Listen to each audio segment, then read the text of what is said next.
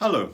Oliver Dowden is the chairman of the Conservative Party. He used to have Nadine Dorries' job, and he fouled that one up as much as she is fouling it up. So maybe there's something in the job description which doesn't work. I suggest that the DCMS is broken up and the art side is conducted by one person and the sports side by another.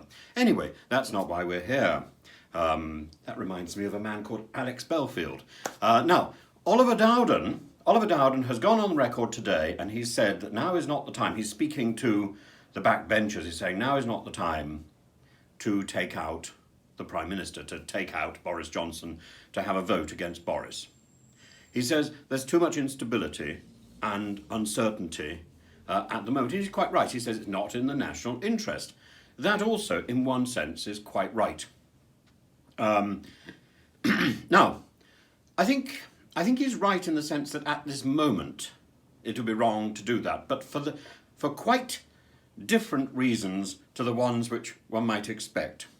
So if I were Keir Starmer, I would say now is absolutely the time. This man is morally bankrupt. This man has been found guilty of breaking a law that he himself put forward, and put forward with a certain amount of opposition.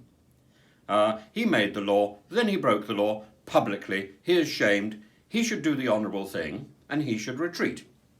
I see nothing wrong with that, and I think Keir Starmer, Sir Keir, is absolutely right to demand that, as indeed is Ian Blackford, the leader of the SNP. Blackford says that Boris has no moral authority, and I'm inclined to agree. However, abroad, Boris has demonstrated extraordinary charisma, particularly in Ukraine. And that element has to be taken into consideration. But I think it's only a holding position. And I don't think Boris can do what he claims he wants to do, which is to lead the country into the next election. That would be an absolute disaster, as we will see from the local elections in May, which are going to go very badly. The reason I don't think Boris should be taken out at this moment is because although a new leader would revitalise the Conservative Party and probably revitalise the country at a point of national crisis when we need it. We can look back to the quitting of Neville Chamberlain and Churchill coming in. We can look back to a number of times when new prime ministers took over from a failing prime minister and the country was revitalised. Absolutely. But at this point, there isn't an obvious successor to Boris. And when we look around the cabinet table at those ministers with senior experience, they are all fundamentally flawed, and a successor to Boris from that harvest would be as bad as Boris himself. It would be appalling. We're actually looking at people like Priti Patel, a person with allegations, proven allegations, I believe, of bullying. We're looking at Nadine Dorries, who cannot really string a sentence together and doesn't bother to open envelopes and certainly doesn't reply to letters, who is, it just appears to me, to be lazy and desperate to hog the headlines. We're looking at Liz Truss, who doesn't know how to read a brief and certainly doesn't know enough geography to know that Rostov-on-Don is in Russia. Rostov-on-Don, fabled in literature, well known in industry. How can she not get that right? The Foreign Secretary gets that wrong when she is trying to stand off against Sergei Lavrov. This is laughable, and it is shameful. And it's not the only thing she's got wrong in this crisis. It's hardly surprising that she has been sidelined by Boris during the Ukraine war. Absolutely so. She has no right to even think that she stands a credible chance of the top job. And yet, she is one of the few with the ministerial experience to be able to say that she can put her hat in the ring. Dominic Raab, who was asleep on duty when the Afghan crisis occurred. Dominic Raab, who preferred to remain on the beach, slapping on factor 10, and not going back home and sorting out the crisis. Gove, Gove, what can we say about Gove?